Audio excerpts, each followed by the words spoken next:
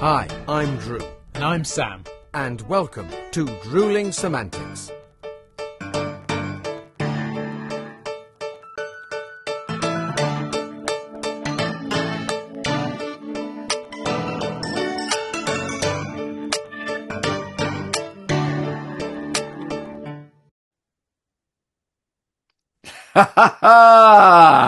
Oh, see, back on the water then, are we? Something pure, no taste. It might not do you as good, but by God, you got a smile on your face as you drink. Yes. Anyone who has no idea what we're talking about, last week I tried a new protein shake, and I had it during the episode, and I think instant regret is a fair way of describing it, don't you, Drew?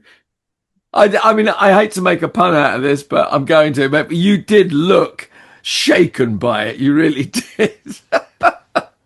Awful. And do you know what? The other thing going on right now, you can't see this, even though, oh, now you can. There's a thing flying around my studio. Bugger off. We've been recording. We've done a couple of recordings.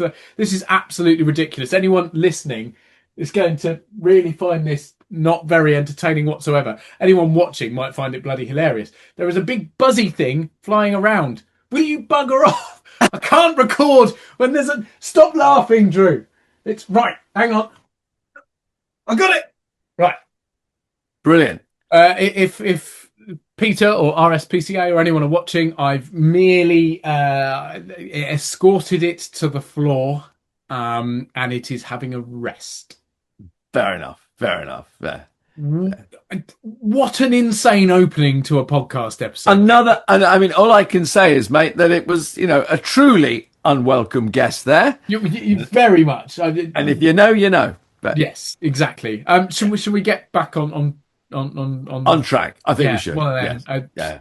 I don't know what I'm saying anymore. I'll tell you what, the best way to solve that, though, is for me to stop doing as much talking. And I think the easiest way to solve that is to bring in a guest. What do you reckon, Drew? A very welcome guest. I think we should do just that. Yes, we'll do that now. The man, the myth, the legend, he is waiting in our waiting room. So we'll bring him in now. Ladies and gentlemen, I am thrilled to introduce to you the lovely, the talented Mr. Alastair Braidwood. And if I was to say, ladies and gentlemen, that the greatest beard of all time has arrived on our YouTube screens, and it happens to be attached to a rather talented gentleman, yes, indeed, Alastair Braidwood is joining us. Good morning, mate. How are you? It's been bloody forever. Good morning, Sam. It really has. It's been ages. I'm all right. I saw you. You were painting your beard various colours depending on which way you were going, whether you were coming in or going out. But that we shall come to later, of course. Drew, this is Al. This is Drew. Both colleagues. Nice. Alastair. Lovely to meet you. One beautifully bearded, the other one short and grumpy most of the time. But that's not... Well, I would say tidily unhirsute. Oh, I'm loving it. See, I'm so glad we've got a little bit of class, a little bit of distinction on the show today. Thank you so much, Alastair. And ignoring Mr. Dunning, welcome, mate. Thank you. It's lovely to meet you. I'm gonna pitch straight in and say, would you tell us a little bit about yourself? Introduce you. I know you've worked with Sam and you've survived. Yeah. Well done. That says an awful lot about your fortitude and ability to ignore idiots. Just having a little jive back. So yeah, it's we fine. are always like this. But no, of course, I love Sam dearly. I owe him money as well. But tell us a little bit about yourself and how you met Sam, and what's the background and how did you enter this wonderful world of show that we're all involved in? Well, God, where to begin? So, I've been doing theatrical things since I was about 9, 10. I did. My mum actually was really loved community theatre. She used to be involved in lots of when it was sort of a thing in the 80s with the Colway Theatre Trust. Did a lot of large scale community play. Anyway, so she did those in Dorset, where she grew up and I've grown up. And when there was the next Dorchester one, and she dragged me along. I didn't really know what the hell I was doing. I got one line that was great, and I was bitten by the bug. I absolutely loved it. Performing, being in front of people, putting on a character. I loved all of that, and so I did 5 years with the Youth Musical Theatre Club in Weymouth, and then left that to go and do more community theatre again, and. Yeah, I've sort of kept a hand in the Amdram for a long time, thinking, I'm never going to try and do it properly. I did a music degree because that's more what I leant towards at that point, and still do, and went off into music admin. I had no interest in trying to be a performer because I thought that's too bloody difficult. And then I started getting gigs. Someone said, "Oh, can you be in this? Oh, that was good. Can you try being in this one next?" And I thought, actually, this is quite good fun. I'm getting these gigs, and I want that freedom to be able to say yes to stuff. So I'd taken a sabbatical from the day job to do one production, and thought, actually, this is good fun. So gave that up, and so it was about 4 years ago now. I left full-time gainful employment and. Been grabbing anything I can get my hands on, including admin work, theatre stuff, a lot of music things, and occasionally running around fields after sheep. So it's just whatever someone will pay me to do, which, not to put too fine a point on it, is within reason. Absolutely. That's the life. And I think you've played it down quite a lot, though, because when you say, I've got interest in music, do you want to let our lovely listeners and viewers know what do you play specifically? What's your sort of main forte? And then you've got other things you dabble in as well. But what's your main instrument now? I know we've only got 40 minutes, so I classically trained in the church organ, the trombone, piano, choral singing, conducting, composing. But then I also play a variety of folk instruments as well. So I can bash a guitar, tin whistles, hurdy-gurdy, and accompany traditional singing, various bits of percussion, and other odds and ends. Basically, anything I can sort of drag into my music room, I'll give it a good go at, and various early stuff as well. So like lute and sackbut. I know sort of extensions of guitar and trombone, but So jack of all trades and master of none. There's a whole medieval orchestra, and sitting there going, sackbut, lute, hurdy-gurdy. All of them are quite particular skills, aren't they? I know a friend of mine had to learn to play a hurdy-gurdy for a Christmas show. I think it was Christmas Carol as a street sort of, They couldn't get an organ on stage, so they got the next best thing. It was a hurdy-gurdy, I guess. And he said it was just extraordinary. And he was, like yourself, a very talented musician, but he said it was a nightmare. Given 3 weeks to learn to kind of grind something out, Blimey, I wouldn't want to try and learn it in 3 weeks. He said it took him a week just to sort of get the damn thing to drone, let alone. But But in tune is about one of the main problems that people have. Yeah. But yes, so a man of enormous instrumental talent and musical talent. But you actually mentioned there, and it made me laugh because it made me think back to, I messaged you a couple of weeks ago, and I can't remember exactly, and I'm paraphrasing here, but your reply was something along the lines of, yeah, absolutely, sorry, we'll reply to you properly later, a bit busy at the moment. And then you sent me a picture of you shearing a sheep. So it's just, it's always entertaining messaging you, because I don't know where the bloody hell you'll be, what you'll be doing. But to be able to do all these things and then work that around pursuing a career in performance art, it's incredible, and it's always entertaining. And as I said, we'll come to it later. We met playing Captain Hook. We were both on an immersive trail at Blenheim Palace a couple of years back. But you do a lot of different bits within this industry. As you said, it's mainly musically based, if you like. But performance-wise, there's quite a lot of dressing up that goes on as well, isn't there? I think that's safe to say. Yeah. So I spend a bit of time in the 1500s at different points. In fact, just yesterday I was sitting in Tudor garb being drawn by a portrait class, holding my lute, and actually it turns out that's really difficult to hold for 3/4 of an hour. I couldn't move my arm afterwards. And yeah, so there's an historical bent to it as well, which the early music and the folk music sort of has a part of, and yeah, also the Victorian period. I mean, here I am in a waistcoat, it's Yes, for people not viewing us on YouTube, I mean, A, why not? But B, you are missing a wonderful sight.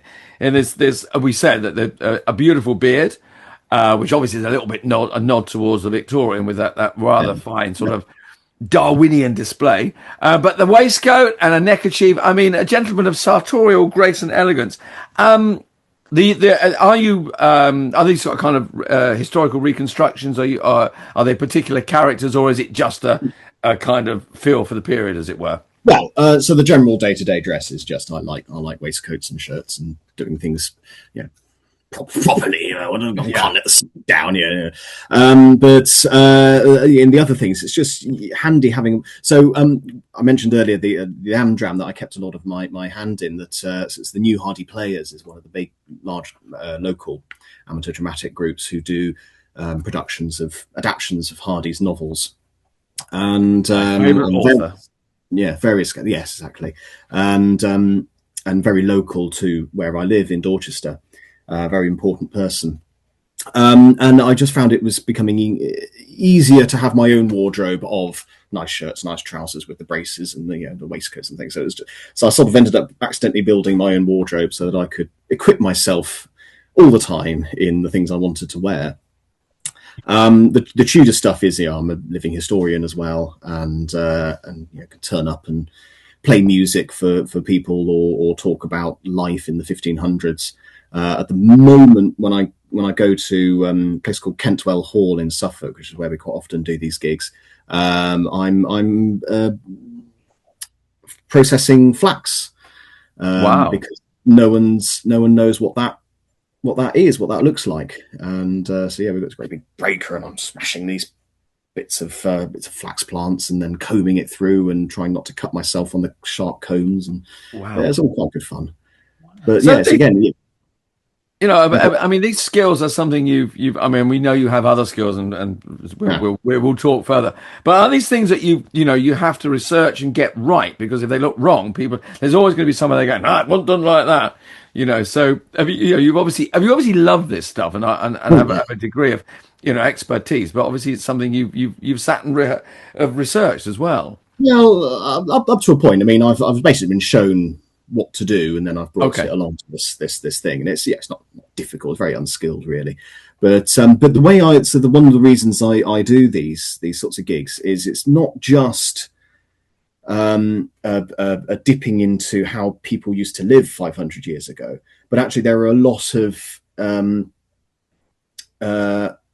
lessons to be taken from that time that can still be applied now about how to live more environmentally friendly. So things like wearing natural fibers, which I'm always very particular about, eating seasonal fruit and veg, eating better meat, basic stuff that actually would make an impact on life as we live now, and all to the good.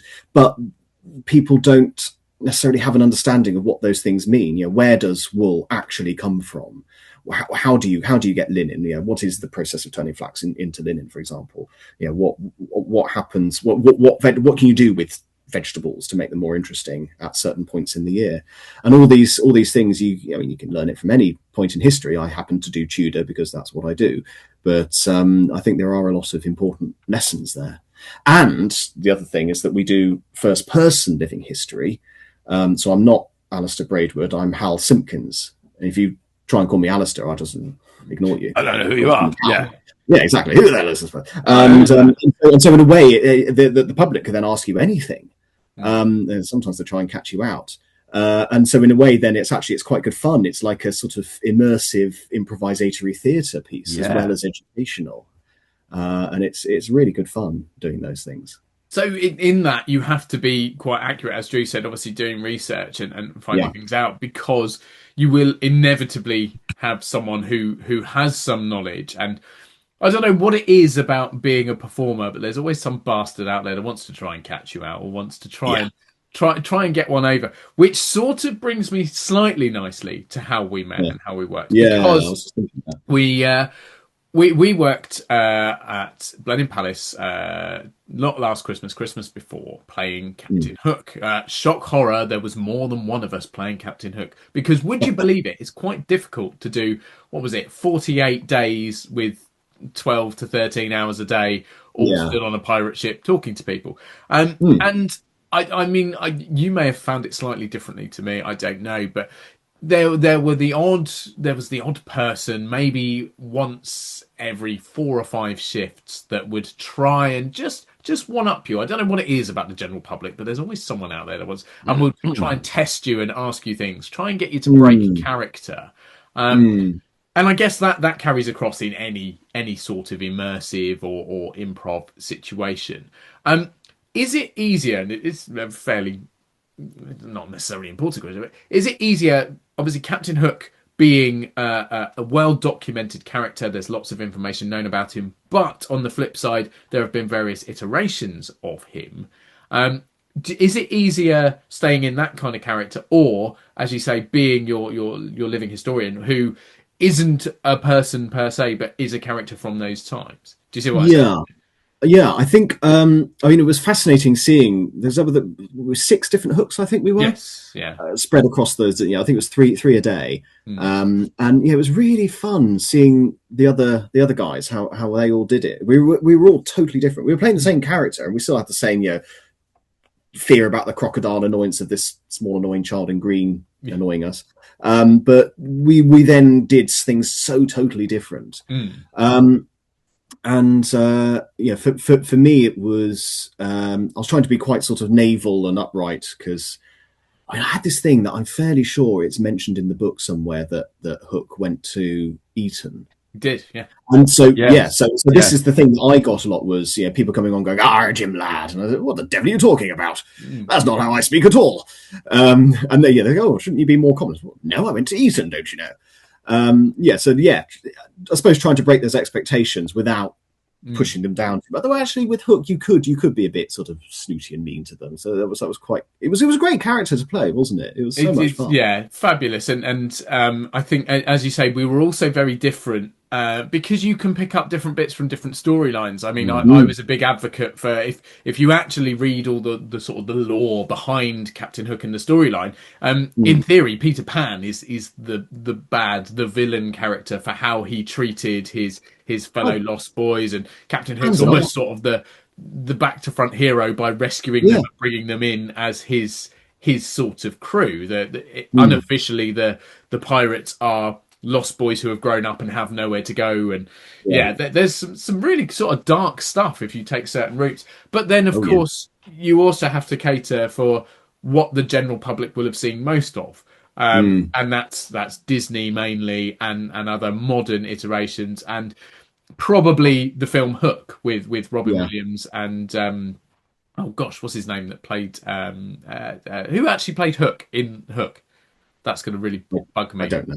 Dustin Hoffman. I don't know. I've there we go. seen it briefly. Didn't like it. So so there you sort of had that scope, as you say, to kind of go a slightly different route each and even in look, as you said, we all had the same costume. We had the big long red coat. We had a hook on one hand. Although I think some of us had it on a different hand, and you'll be able to tell more about that. Well, no, I think we were all told to keep it on our left hand because we were all right-handed, so we all had to be dexterous.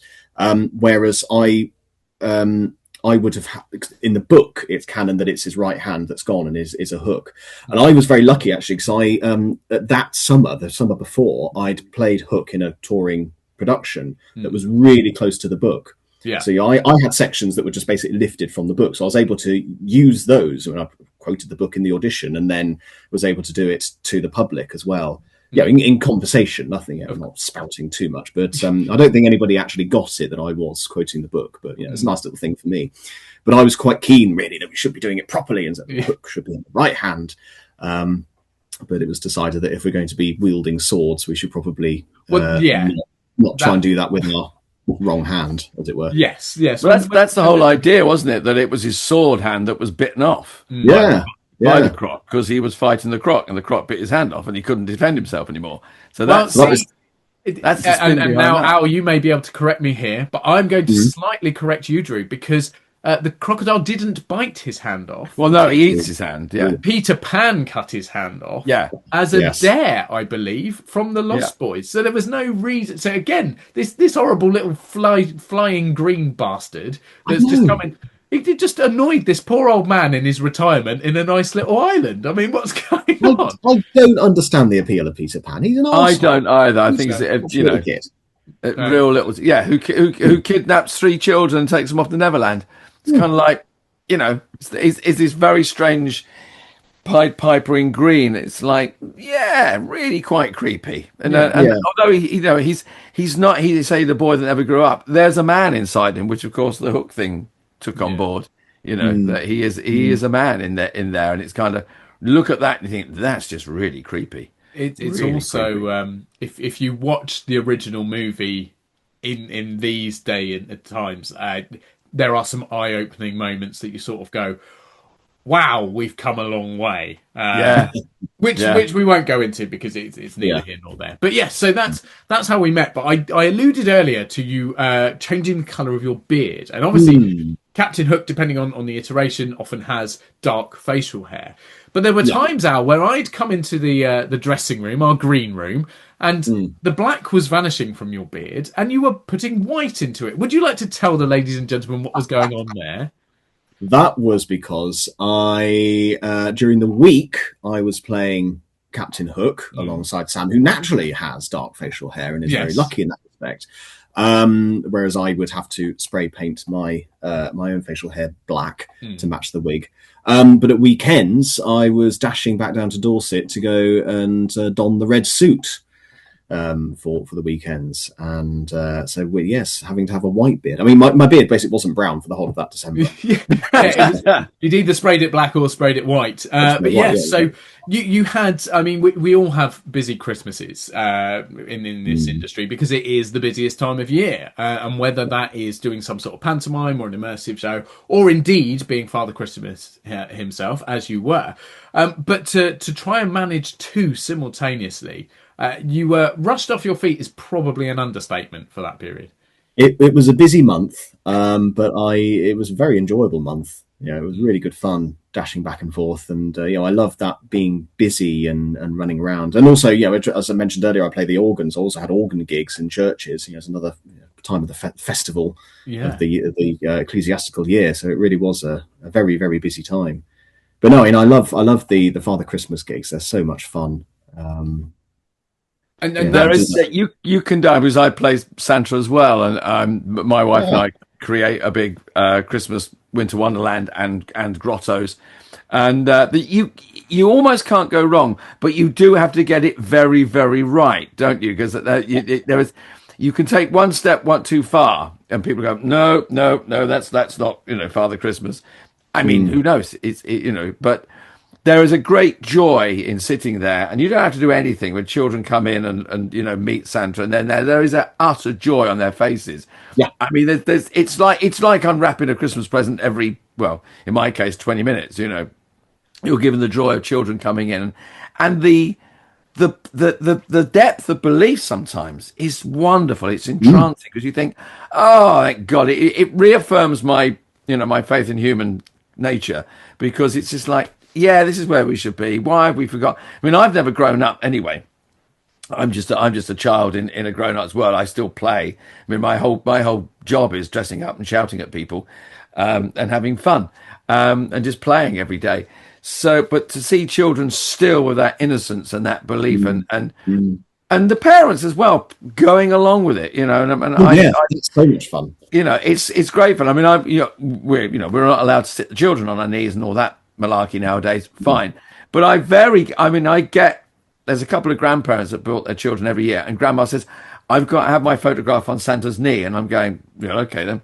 And there's one lady has had her photograph on my knee for 4 years running now, and it's every year, she whispers something in my ear, which I will not repeat. But she's quite fruity, but it's lovely because you think, it is. She's quite something, this lady. But it's the whole idea that it's like the Hook character. It's like Santa. They are almost synonymous with Christmas now, and that and being part of that is wonderful. But I was always I'm going to follow up what Sam said about the organ playing. I mean, are you sort of, I say, commissioned? Are you asked to do things? Do people turn to you and go, yeah, we're going to get Alastair in for this. He plays that sort of stuff. We know him well. Do you have regular gigs, or do you sort of take the ad hoc stuff? Excuse me. Bit of both. Yeah. I mean, for the organ playing, I've got some regular churches I go to. Last year I seemed to be the go-to for one of the funeral directors in a few of the churches. So I was basically living off other people dying, which is very sad, but it's quite nice money as well. It's a growing industry, mate. It's the one thing that's never going to die out, if you pardon the dreadful pun. This year I haven't had that many funerals. It's like people aren't dying. It's very inconsiderate of them. Some of us are going to live. Bastards. No, obviously no. It's whatever it is, but in terms of other things, I'll take stuff. So just this year I've ended up with a couple of music librarian gigs that have kept me very busy. Lots of work. That's what I used to do before I went freelance, was music library, sorting sheet music. So I've been last week and this week transcribing 17th century songs into modern notation, because what's needed.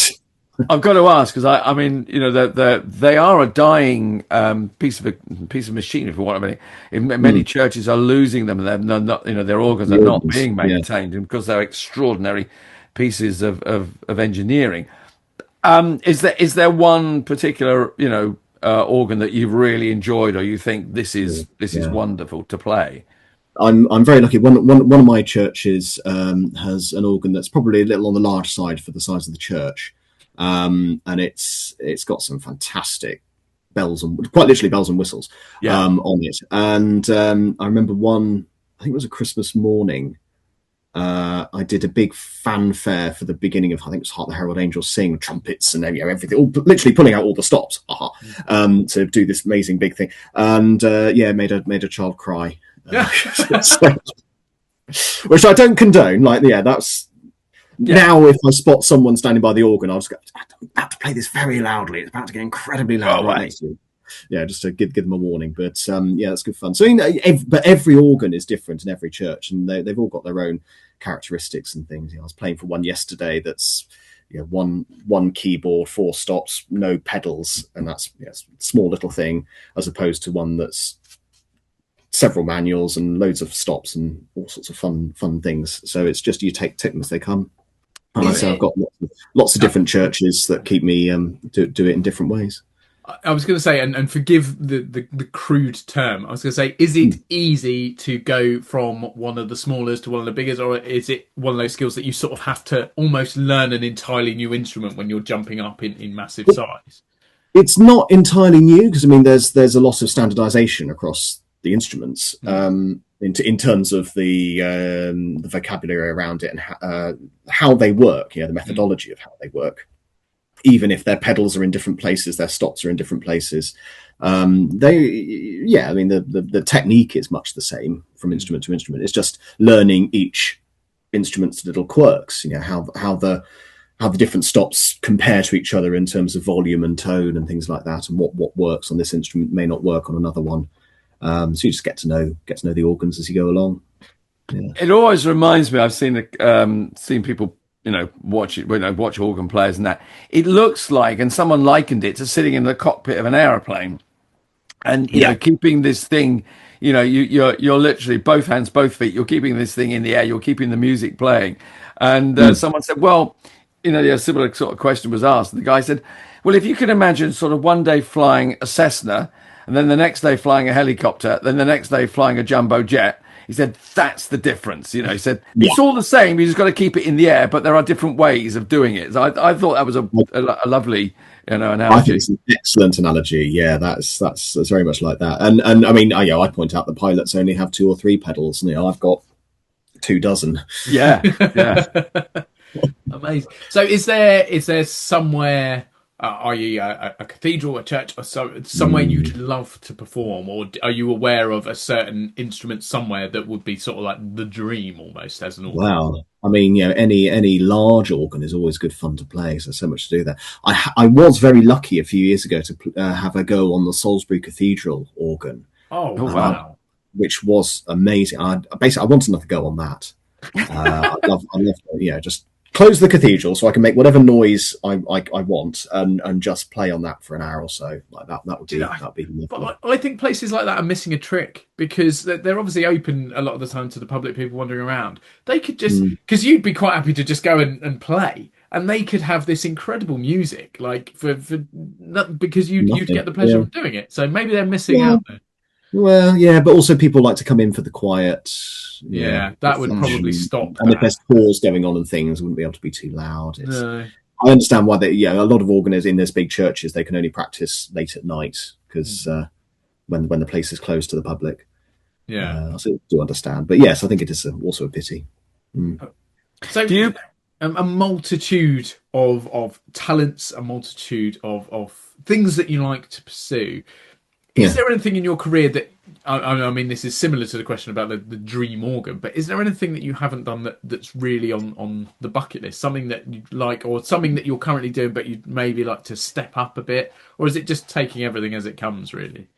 Largely taking everything as it comes. I'm always happy to do theatre that mixes music with the action, and I think that there's a lot of not necessarily that people don't do it, but I think there's a lot of opportunity for almost cinematic kind of levels of tying the music into the action that I think gets missed. And I've tried to do this a couple of times with the New Hardy Players. There were a couple of productions, did the Trumpet Major and Far from the Madding Crowd on the following years, and I put together a little orchestra, amateur players. But I wrote music for this orchestra to accompany the action that was going on stage, and really trying to get them to hit certain points with the action. With some success, part of the problem was that I was also playing Sergeant Troy on stage, as well as conducting the orchestra, and there were some bits where I couldn't be cueing them because I was waving a sword around. I was about to say, did you do the whole sword routine?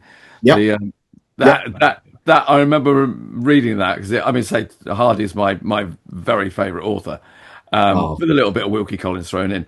But the whole thing where he impresses her with his sword display is quite a wonderful scene. And Hardy always puts in somewhere there's a dance in a barn, or there is a local orchestra that he throws in. I mean, he had a fondness obviously for his subject matter, but also he did have a great fondness for music and natural music at the time, didn't he? He had a personal knowledge. He played the violin himself. His father played the fiddle, and his grandfather the cello in the church band, which was also the village band for dances in barns and so forth. And the Hardy family tune books, songbooks, are a wonderful resource of music of the time. There are, I think, 3 or maybe 4 books in the Dorset History Centre here in Dorchester that it's all handwritten music.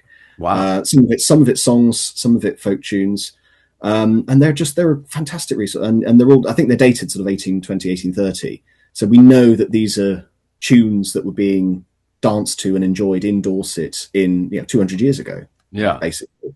And actually, I run a ceilidh band these days that we play tunes from those collections exclusively. That and one other book that was also in Dorset in the 1820s. In fact, I've got them right here. Look at that. Just happened to be. Oh, how well kicking around. No, genuinely is. I just happen to have it. It's Benjamin's book, which you can see the beautiful music. Look at that. Fabulous. Handwritten by this farmer and publican and fiddle player. And they're not Dorset tunes. They're tunes from all over. But they're great fun to play. Wow. Actually, there's one here, the ferry boat, which is one of my favourite tunes, because it's just so much fun. So yeah, we play for dances and try and keep those traditions alive as well. Amazing. Al, it's been so incredible catching up. It's been far too long. We mustn't leave it Yeah. long next time. But can I say, on behalf of both of us and all our listeners and watchers, thank you so very much for joining us very on welcome, the show. Sam. It's been wonderful. Before you go, and I know we've talked about just how much of a busy man you are, so you've got to take off. But could you leave us, please, with some sort of anecdote, a story, a note, a bit of information, something just to keep our audience wanting more, because we will, in the future, bring you back on and talk some more, because there's so much more to cover. Lovely. Well, I was thinking to what Drew was saying earlier about the magic of Father Christmas for the children and how important that is. And I do my gig down at Abbotsbury Gardens. They're all beautifully illuminated late at night, and during the day I'm there, and that's always very good fun. And I like to make sure that I have the kids' names before they come in.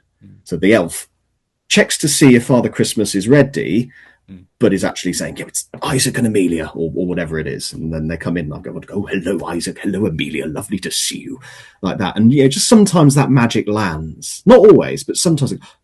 How do you know my name? Well, I know lots of things.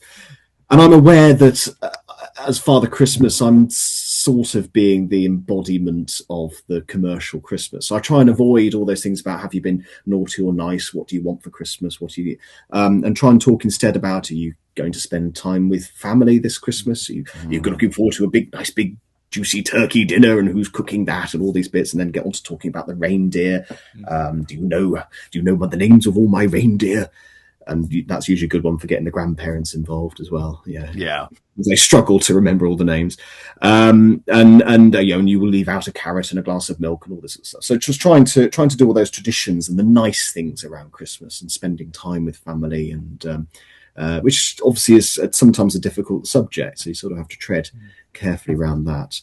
But I mean, I think, Drew, you said you have 20 minutes per group. Yes. That's quite an amazing luxury. I've got 5. I have 25 people in the room, so okay, so mine's just each family unit. Yeah, I would love to do that, but we do have moments with each. There's a general sort of 10 minutes. I tell a little story, and then they come up with their present for a photograph, and I tend to do the same thing. I say, they always go, "I've been good this year." Well, are you going to carry on being good? You can't just go up to Christmas. You've got to carry on. Right the way through next year, through Easter, through the summer. So I do the same kind of thing. Yeah. Well, I was doing something similar. So I wasn't at Abbotsbury last year because they were doing some works. But instead, I was with actually the same company that we did Captain Hook with. Sam. Fabulous! Yeah. I was doing an audience with Father Christmas at Eltham Palace in London. So it was about half an hour with 15 kids and associated adults. And at the end of that, similar thing, they could come up and have a chat. It was a one-to-one little chat and a photograph. And this one family came up, and then these people are just stuck in my head. There was three kids and the mum standing behind them, and the dad was sort of standing a little way back. I'm parents, fine, whatever. I'm talking to the kids. That's all right. And one of them gave me a little card, and I quite often keep the cards. Not always. If it's just a list of demands, all right. But but some of the cards are actually, they're really sweet, and I did dig this one out just because it sort of coloured in thing on the front. But inside it was, "Dear Santa, all I want for Christmas is my mum to be happy, and my dad worked so hard, and I want him to be happy as well." Wow. And it threw me completely sideways. And I didn't read it until after they're gone, but I remembered which group it was, and spotting that the dad had been standing back, and I just, I really want to be able to provide that magic. I know I can't. I'm only an actor, but for this young girl, she really, really wanted that to be the case. It's such a beautiful sentiment, but I'm going to correct you, because you're not only an actor. Because in that moment, for them, you are everything. You are. You're an embodiment. Yeah, very true. It's very true. But, very true. What's a stunning little moment, though, and it follows a lot of stunning moments, because we've had stunning conversation. It's been absolutely fabulous. Thank you so much, Al. Look after yourself, mate, and we will catch up very soon. Thank you again. In October, not before. But thanks so much for having me on. I've really enjoyed it. Thank you so much, Alastair. Bless you, mate. Cheers. Take care. Bye. Bye. And I would say off he goes to, I don't know, shear a sheep, play an organ, knit something, make something, write some music, conduct something. I mean, he could be off to do anything, and we know he's an immensely busy man. But what a lovely chat, though. How I was really gentle and fascinating. Oh, that was brilliant. I'm so glad we managed to get him on. We tried for a little while. Scheduling and stuff was a bit difficult. But I said to you, didn't I? He is super interesting, super talented, really genuinely a lovely bloke. And I knew he'd be fabulous. And I'm sure everyone out there listening and watching will absolutely agree. And I just hope that we get the opportunity to go and see him play the organ at some point, because I know how talented a musician he is. So yeah, just to get that opportunity. I mean, the organ sounds fabulous anyway. Like, it's such an impressive instrument, and not taken away from any of the other million different instruments that Al plays. But the organ's just so impressive, isn't it? And so difficult to play. It's quite the skill. I don't think I've ever met anyone that plays a church organ, or you know, I don't think I can. No, I don't think I've ever met anyone that does that. You know, it's brilliant, stunning stuff. And it is a mere element of all the crazy things he does. And absolutely, he was a fabulous, very articulate and very upright and regal Captain Hook. Compared with perhaps mine, who was a little bit more of a scoundrel. And a little you do surprise me, Sam. Oh, well, there we go. And actually completely different again to the lovely Ralph, who we had on a while ago, who was also one of the Captain Hooks. He was just the ladies' man. All the ladies loved his hook. So he was, but yeah, and Al was absolutely right. We all did it so very differently, but nothing took away from it for us being different. So people got to experience different things, but yeah, no, genuinely very, very talented guy. So pleased we got to chat to him on the show, and wish him well with all that's coming up. And hopefully, I said, we'll get to see him perform, be that music or in something else. In fact, I know I'm working with him over Halloween, so looking forward to that. Then have a good old catch up. And if there's creepy organ music needed, you've got your man. Well, exactly that. Yeah. I'm sure it does stuff other than creepy music, but yeah. Well, no, but I mean, it'd be apropos for Halloween, wouldn't it? Well, absolutely. Yes. But no, just another genuinely lovely, genuinely talented, genuinely brilliant guest for Drewling Samantics. We do spoil our listeners and watchers, don't we, mate? We do. It's a joy to sit and chat to these people. It really is. But unfortunately, next week it's just going to be thee and me, mate. Well, we'll bring them back to earth with a bang, shall we? No, I think we'll have a lovely time next week. I know we will. Yeah.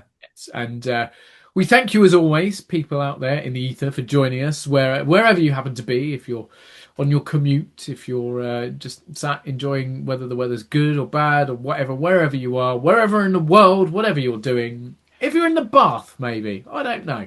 But I'm saying nothing, but you know, carry on. Don't, because we'll get cancelled again. Sorry.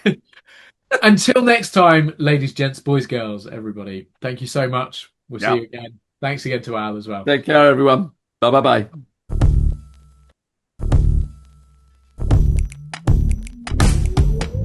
Thanks again for watching this episode of Drewling Samantics. Please make sure you subscribe to our channel and turn on notifications so you never miss a new video. Don't forget, we're also available as audio only. Just search Drewling Samantics in any good podcast app. And please support us on social media. All our links and handles are on screen now. We love welcoming new followers and subscribers, so why not share with your family and friends so they can join in too? Thanks very much. See you next time.